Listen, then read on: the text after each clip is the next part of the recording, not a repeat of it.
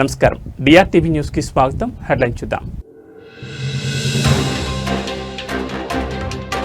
Trump పై మరోసారి ప్రశంసలు కురిపించిన పాక్ ప్రధాని షహబాజ్ షరీఫ్. మే నెలలో భారత్ పాక్ యుద్ధాన్ని ఆపింది ట్రంపేనని వ్యాఖ్య.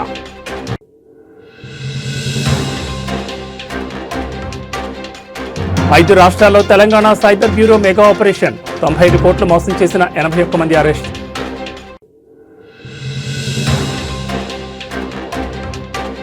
నడి రోడ్డుపై 5 గంటల పాటు నిలిచిపోయిన కావేరీ ట్రావెల్స్ బస్సు పట్టించుకొని యాజమాన్యం.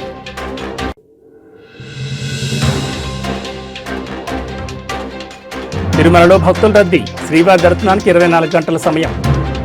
తెలంగాణ అభివృద్ధికి ఉమ్మడి రాష్ట్రంలో నాటి ముఖ్యమంత్రులు చంద్రబాబు, వైఎస్ రాజశేఖర రెడ్డి అవలంబించిన విధానాలను తమ ప్రభుత్వం కొనసాగిస్తోందని ముఖ్యమంత్రి రేవంత్ రెడ్డి పేర్కొన్నారు. వారి హయాంలో ఐటీ, ఫార్మా రంగాలకు విశేష ప్రాధాన్యం దక్కిందని గుర్తు చేశారు.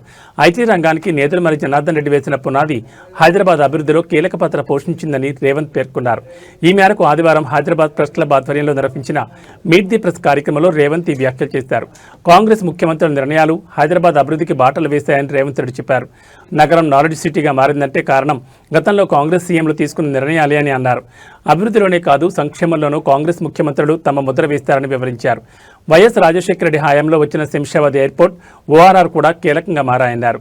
గతంలో కాంగ్రెస్ హయాంలోనే అనేక కేంద్ర సంస్థలు హైదరాబాద్లో ఏర్పాటయ్యాయని చెప్పారు. దేశానికి వచ్చిన వాటిలో 70% నగరానికి వచ్చాయని, ప్రపంచాన్ని శాసించే చాలా సంస్థలు హైదరాబాద్లో ఉన్నాయని తెలిపారు.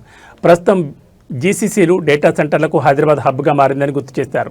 2004-2014 మధ్య అటు కేంద్రం, ఇటు రాష్ట్రంలో అధికారంలో ఉన్న కాంగ్రెస్ ప్రభుత్వాలు హైదరాబాద్ అభివృద్ధికి పాటుపడ్డాయని రేవంత్ రెడ్డి తెలిపారు.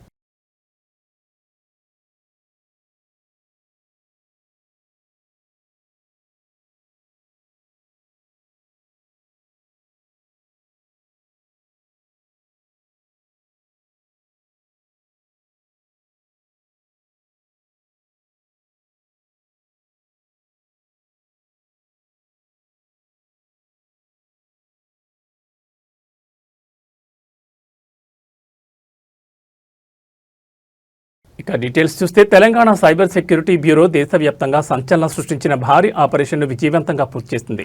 5 రాష్ట్రాల్లో ఏకకాలంలో దాడులు నిర్వహించి 95 కోట్ల మేర మోసాలకు పాల్పడిన 81 మంది సైబర్ నేరగాళ్లను అరెస్ట్ చేసింది.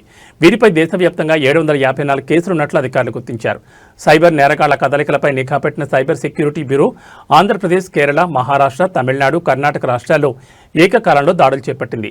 ఈ ఆపరేషన్లో మొత్తం 81 మందిని అదుపులో తీసుకుంది. అరెస్ట్ అయిన వారిలో 17 మంది ఏజెంట్లు, 7 మహిళలు, 58 మంది మ్యూల్ ఖాతాదారులు ఉన్నారు. నిందితుల నుంచి 84 సెల్ ఫోన్లు, 101 సిమ్ కార్డులు, 89 బ్యాంక్ పాస్బుక్లు, చెక్ బుక్లను పోలీసులు స్వాధీనం చేసుకున్నారు. ఈ ముఠా సభ్యుల బ్యాంక్ ఖాతాల్లో ఉన్న కోట్లాది రూపాయల నగదును సైబర్ సెక్యూరిటీ బ్యూరో అధికారులు ఫ్రీజ్ చేశారు. చట్టపరమైన ప్రక్రియ పూర్తి చేసిన తర్వాత ఈ మొత్తాన్ని బాధితులకు తిరిగి అందజేయనున్నట్లు వారు వెల్లడించారు. ఈ అరెస్టులతో దేశంలోని అనేక సైబర్ నేరాలకు అడ్డుకట్ట పడినట్లయిందని అధికారులు తెలిపారు.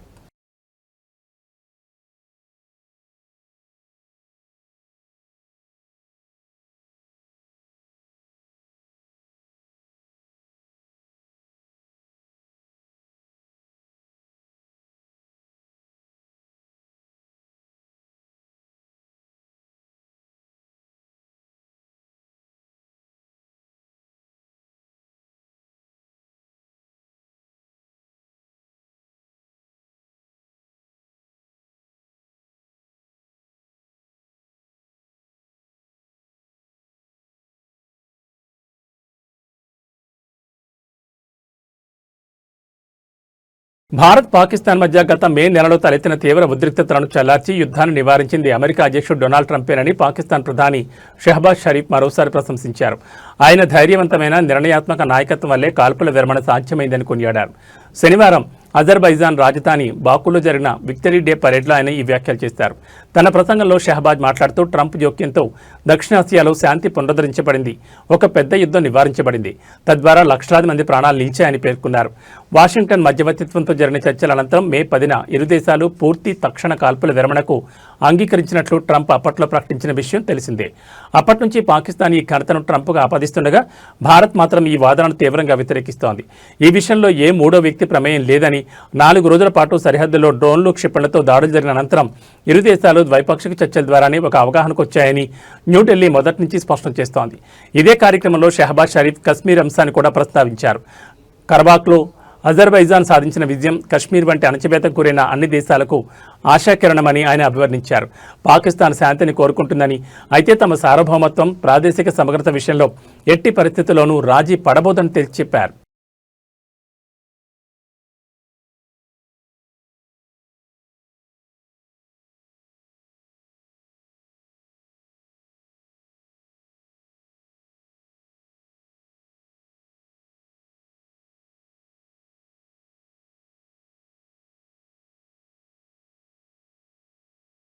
ఎన్డీఏ తరపున బీహార్ ఎన్నికల ప్రచారంలో పాల్గొంటున్న ఏపీ విద్యాశాఖ మంత్రి నారా లోకేష్ కేంద్ర విద్యాశాఖ మంత్రి ధర్మేంద్ర ప్రధాన్తో పాట్నాలో సమావేశమయ్యారు. బీహార్ ఎన్నికల నేపథ్యంలో ఈ భేటీకి ప్రాధాన్యత ఏర్పడింది. ఇది కేవలం మర్యాదపూర్వక సమావేశమేనని లోకేష్ వెల్లడించారు. ఈ భేటీకి సంబంధించిన వివరాలను ఆయన స్వయంగా పంచుకున్నారు. బీహార్ బీజేపీ ఎన్నికల ప్రచార బాధ్యతలు చూస్తున్న ధర్మేంద్ర ప్రధాన్తో మర్యాదపూర్వకంగా భేటీ అయినట్లు లోకేష్ తెలిపారు. బీహార్లో ఎన్డీఏ కూటమి విజయం కోసం ప్రధాన్ అహర్నిశం శ్రమిస్తున్నారని ఆయన కొనియాడారు. గత ఏడాది జరిగిన హర్యానా, ఒడిశా ఎన్నికల్లో బీజేపీ గెలుపులో ప్రధాన్ కీలక పాత్ర పోషించారు. ఇప్పుడు బీహార్లో మరోమారు ఎన్డీఏ సర్కార్ను గెలిపించేందుకు ఆయన చేస్తున్న నిర్మాణాత్మక కృషిని ఈ సందర్భంగా అభినందించారని లోకేష్ పేర్కొన్నారు. మరోసారి ఎన్డీఏ ప్రభుత్వం అధికారంలోకి రావడం ఖాయమని నారా లోకేష్ ధీమా వ్యక్తం చేశారు. ప్రజలు ఎన్డీఏ పాలన వైపే మొగ్గు చూపుతున్నారని, ఎన్నికల ఫలితాలు కూటమికి అనుకూలంగా ఉంటాయని విశ్వాసాన్ని వ్యక్తం చేశారు.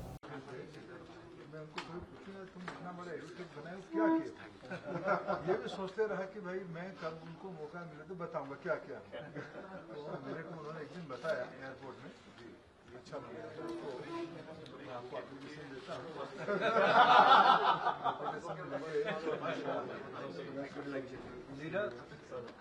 Good thing in the overseas trip.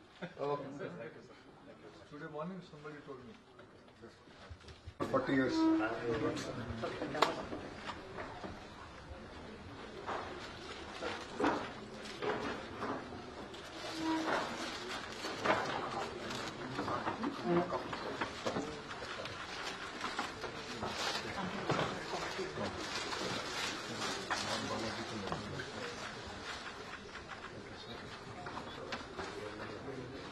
CM साहब का बहुत पैशनेट प्रोजेक्ट है सर, अरकू कॉफी आपको बताया सर.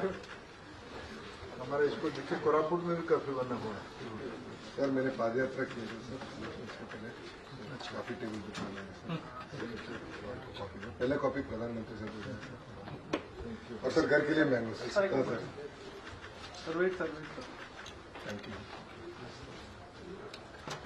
घर के लिए तो मैंगो से ही जाना है.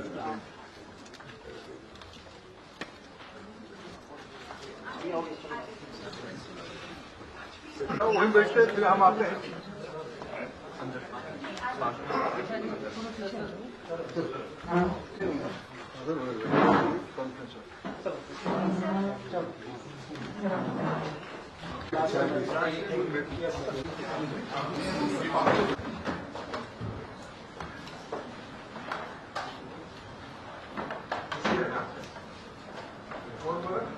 हाथ नीचे करना.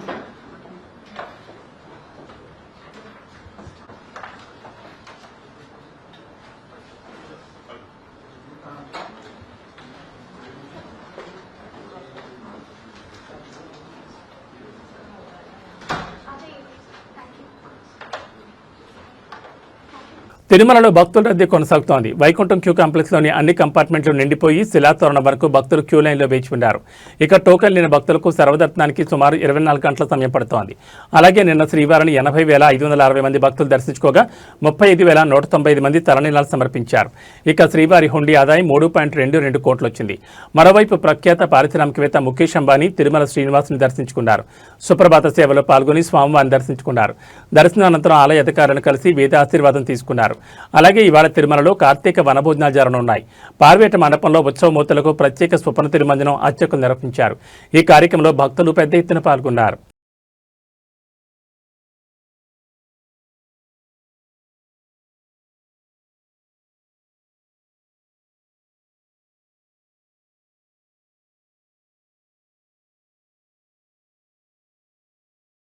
ప్రైవేట్ ట్రావెల్స్ యాజమాన్యం నిర్లక్ష్యం కారణంగా ప్రయాణికులు సుమారు 5 గంటల పాటు నరకయాతన అనుభవించారు.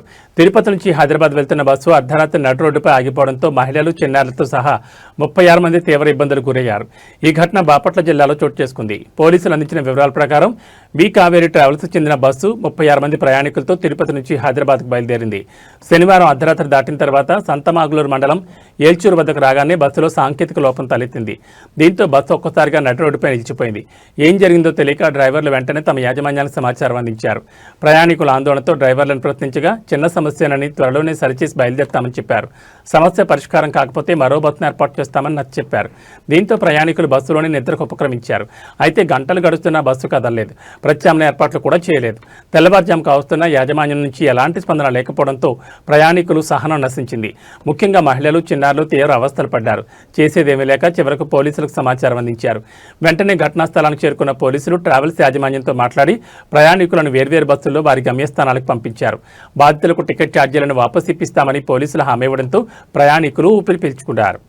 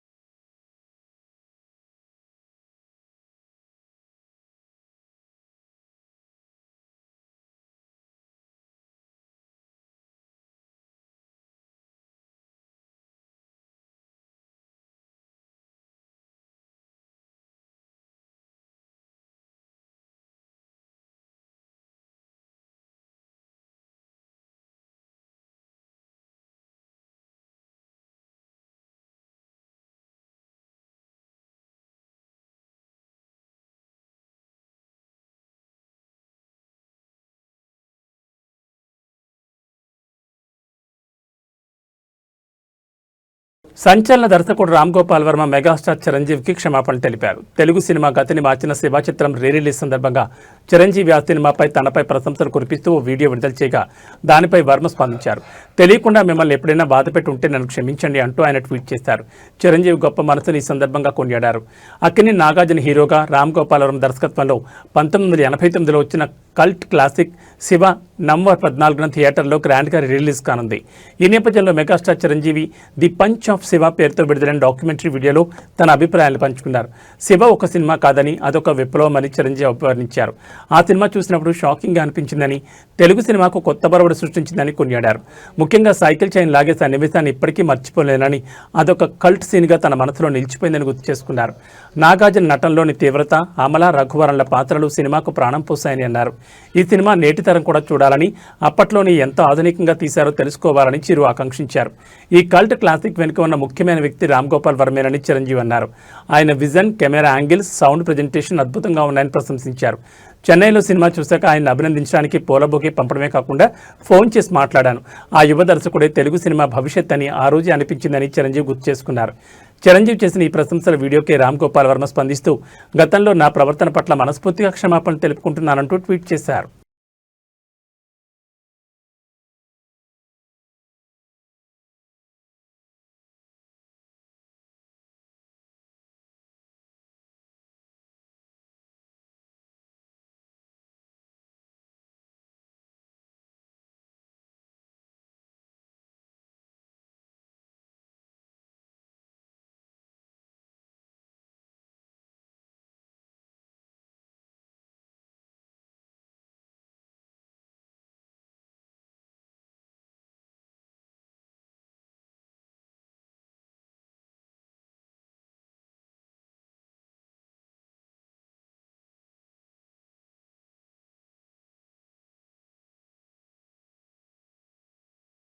రష్యాలో ఆర్మీకి చెందిన హెలికాప్టర్ ఒకటి కూలిపోయింది. యుద్ధ విమానాల విడిభాగాలు తయారు చేసే కంపెనీకి చెందిన సిబ్బందితో ప్రయాణిస్తుండగా ప్రమాదవశాత్తు ఓ ఇంటిపై కూలింది.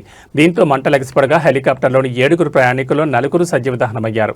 మిగిలిన 3కి తీవ్ర గాయాలయ్యాయి. సాంకేతిక లోపం కారణంగానే ఈ ప్రమాదం జరిగిందని సమాచారం. ఈ ప్రమాదానికి సంబంధించిన వీడియో ప్రస్తుతం సోషల్ మీడియాలో వైరల్గా మారింది. దక్షిణ రష్యాలోని డాగెస్తాన్ ప్రాంతంలో ఈ ప్రమాదం చోటు చేసుకుందని రష్యా మంత్రి యూరోస్లావ్ గ్లాజో తెలిపారు. ఈ హెలికాప్టర్లో రష్యాలోని కిజ్యార్ ఎలక్ట్రోమెకానికల్ ప్లాంట్కు చెందిన సీనియర్ సిబ్బంది ఉన్నారని ఆయన వెల్లడించారు.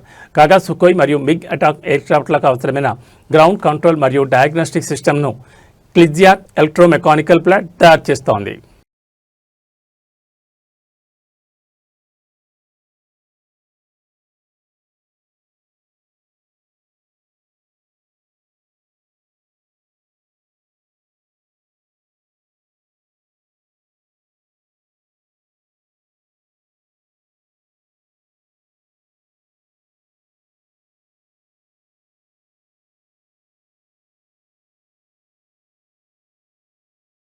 అమెరికాలో ప్రభుత్వ షట్డౌన్ ప్రభావం విమానయాన రంగంపై తీవ్రంగా పడింది. ఎయిర్ ట్రాఫిక్ను తగ్గించాలన్న ఫెడరల్ ఏవియేషన్ అడ్మినిస్ట్రేషన్ ఆదేశాలతో విమానయాన సంస్థలు వరుసగా 2వ రోజైన శనివారం కూడా 1000కి పైగా విమానాలు రద్దు చేశాయి. దీంతో దేశంలోని ప్రధాన విమానాశ్రయాల్లో గందరగోళ పరిస్థితులు నెలకొన్నాయి. ఫ్లైట్ అవేర్ వెబ్సైట్ ప్రకారం నిన్న మధ్యాహ్నానికి 1000కి పైగా విమానాలు రద్దయ్యాయి. ముఖ్యంగా నార్త్ కరోలినాలోని షార్లెట్ విమానాశ్రయంలో అత్యధికంగా 130 విమానాలు రాకపోకలు నిలిచిపోయాయి. అట్లాంటా, చికాగో, డెన్వర్, నెవార్క్ వంటి ఇతర ప్రధాన ఎయిర్పోర్టుల్లో కూడా ఇదే పరిస్థితి కనిపించింది. న్యూయార్క్ నగర పరిసరాల్లోని విమానాశ్రయాల్లో సిబ్బంది కొరత కారణంగా విమానాలు ఆలస్యంగా నడిచాయి. షట్డౌన్ కొనసాగితే రానున్న రోజుల్లో రద్దయ్యే విమానాల సంఖ్య మరింత పెరిగే అవకాశం ఉందని అధికారులు హెచ్చరిస్తున్నారు. ప్రస్తుతం 40 విమానాశ్రయాల్లో 4% విమానాలు తగ్గించామని, మంగళవారం నుంచి ఈ సంఖ్యను మరింత పెంచి శుక్రవారం నాటికి 10% చేరుస్తామని FAA తెలిపింది. షట్డౌన్ కొనసాగి మరింత మంది ఎయిర్ ట్రాఫిక్ కంట్రోలర్లు విధులకు దూరమైతే మరిన్ని కోతలు విధించాల్సి వస్తుందని రవాణా శాఖ కార్యదర్శి సీన్ డఫీ హెచ్చరించారు.